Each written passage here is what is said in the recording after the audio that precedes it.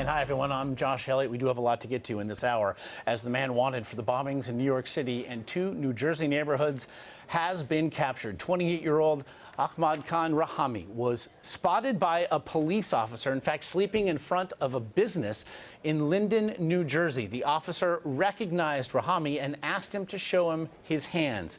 A shootout then ensued. Rahami hit has since been taken to a hospital. You saw pictures of Rahami being transported via ambulance there. We want to bring in Dimitri Roberts, a former Chicago police officer. He's also served on the FBI counter-terrorism task force in Chicago. And Dimitri, first of all, it was roughly 48 hours from the time of the explosion in Seaside Heights to the time Rahami was taken into custody following that shootout. What'd you make then of the police work here?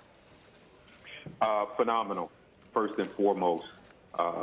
Focused, dedicated, and very well-rounded police work that led to the timely arrest and capture of this now suspected terrorist. We saw earlier today via cell phone alert, really to people in the tri-state area, an alert that is normally reserved for amber alert situations or severe weather approaching the area in which you were. In speaking to our guests today, they've really pointed to that, the force multiplier of public involvement here. Well, again, these are points that we have to unify with the community. We have to work with the community, and we have to come together to really get ahead of these really tough scenarios, because this affects all of us. Before we put on the badge, before we go work for the FBI, we're community members first. And our goal is to continue to serve and protect, but using force multipliers like this technology is absolutely the way forward. And I think you're going to see more of this moving forward. Yeah.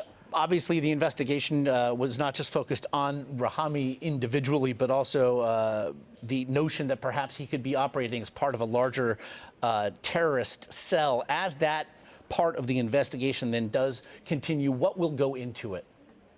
Well, obviously, that's evolving. But here are a couple of possible scenarios. They're going to be questioning him for his links to other suspects.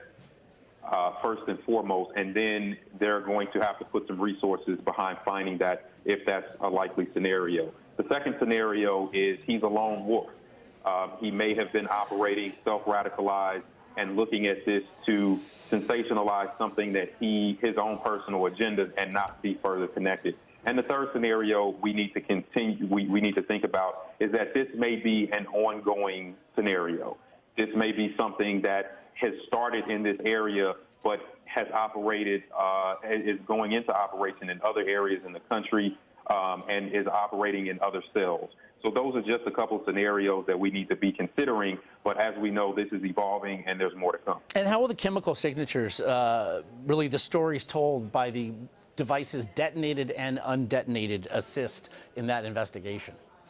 They're very critical, because those things lead to where resources were pulled from, how those resources were gathered, but more so how they were used to put together these types of devices. Again, Dimitri Roberts, we very much, as always, appreciate your insights here.